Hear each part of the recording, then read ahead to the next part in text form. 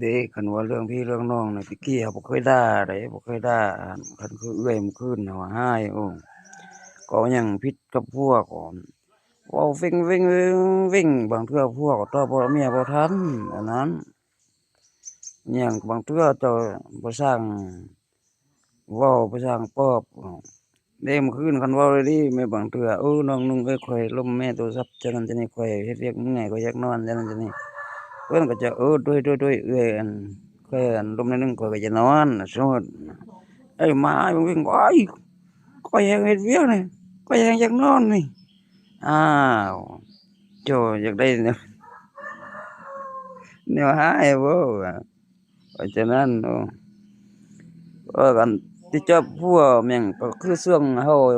มักไปจังนั้นจังนี้ก็เมียสั่งโอ้ยเดี๋ยวคันคือเมียข้อยก็ว่าบ่แม่นว่าบ่ดีเนาะ ตอนแรกกินต้มน้ำให้อาบพุ่นได้ช่วงได้เงินก็เอาใจ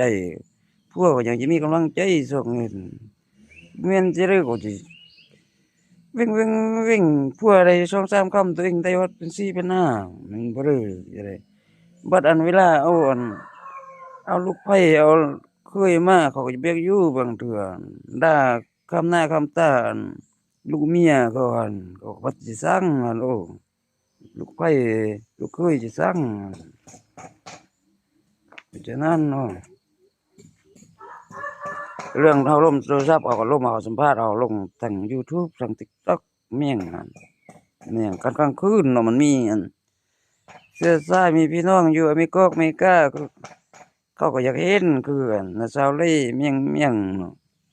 อันลมเมื่อคืนเขาก็แจ้งอยู่พุ่นเพราะฉะนั้นเฮาแจ้งจังนี้เขาดึกเขาอยากนอนเท่านั้นก็ล่มโทรศัพท์เมื่อคืนล่มแม่งก็เลยล่มปล่อยทางเฟซทาง YouTube TikTok แม่งเขาอยู่อเมริกาเขาก็ติดตามเขาแจ้งอันกำลังกินกำลังเที่ยวดิเขามืดเขาแจ้งฉะนั้นว่าเขาลมซ่ายเนาะอันนั้นให้เมื่อคืนรู้จักกินข้าวแซ่บเอ้พาเดี๋ยวนี้กินข้าวแซ่บแล้วเดี๋ยวยามพวกซอกเงินได้ก็เอาเจอเลยบ่เทื่อตัวเองจะได้อยู่ล่ะอันนี้เขาผิดแล้วนึงตัวเองบ่สร้างเว้าบ่สร้างคอบ่สร้างลมไปเรื่องมาติ๊กๆแล้วก็ผัวได้2คำตัวเองได้4-5คำจะได้นั่น